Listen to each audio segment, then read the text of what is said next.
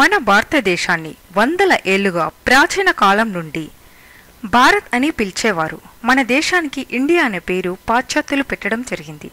అయితే India that is Bharat అని రాజ్యాంగంలోని ఆర్టికల్ 1లో ఉంది. ఇండియా భారత్ అనే దానికి నిర్వచనం మాత్రం అందులో లేదు. భారత్ అంటే జ్ఞానమై అర్థం. మరి ఇలాంటి ఆసక్తికరమైన విషయాలు తెలుసుకునే ముందు క్రింద కనబడే సబ్స్క్రైబ్ బటన్ని క్లిక్ చేస్తే మేం చేసే మరిన్ని ఇంట్రెస్టింగ్ వీడియోస్ మీ ఈమెయిల్లోకి రావడం జరుగుతుంది.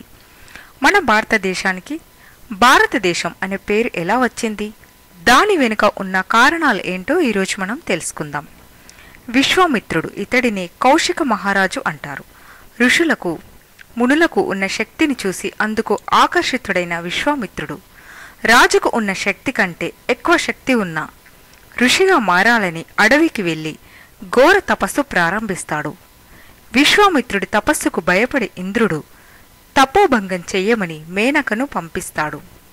మేనక తన అందచందాలతో తపోభంగం కావించి ఒక ఆడపిల్లను కంటుంది. ఆమె పేరే శకుంతల. ఈ విషయం గ్రహించిన విశ్వామిత్రుడు వారిని వదిలేసి వెళ్ళిపోతాడు.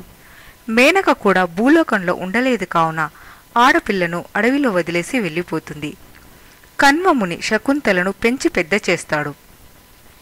ఒకరోజు ఆ దేశ మహారాజైన దుష్యంత మహారాజు వేటకే అడవికి వచ్చి అక్కడ శకుంతలను చూసి ఆమె అందచందాలకు మోహితుడై ఆమెను గంధర్వ వివాహం చేసుకుంటాడు.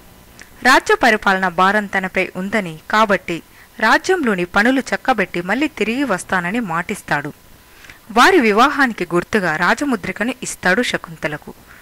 దుర్వాస మహాముని ఒకరోజు కన్వ మహర్షి ఆశ్రమానికి వచ్చి శకుంతలని పిలువగా దుష్యంతుడి ధ్యాసలో ఉండి శకుంతల పలకకపోవడంతో ఎవరినైతే తలుచుకొని నిన్ను నువ్వు మైమర్చిపోతున్నావో వారు నిన్ను మర్చిపోదుగాక అని శపిస్తాడు.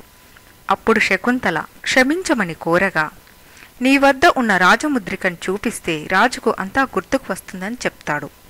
శకుంతల ఎంతో ఎదురు చూస్తుంది, కానీ దుష్యంతుడు మాత్రం రాడు. కొడుకుని కన్న తర్వాత శకుంతలను కొడుకుని తీసుకుని వెళ్లి మహారాజుని కలవమని కన్వ మహర్షి సూచిస్తాడు.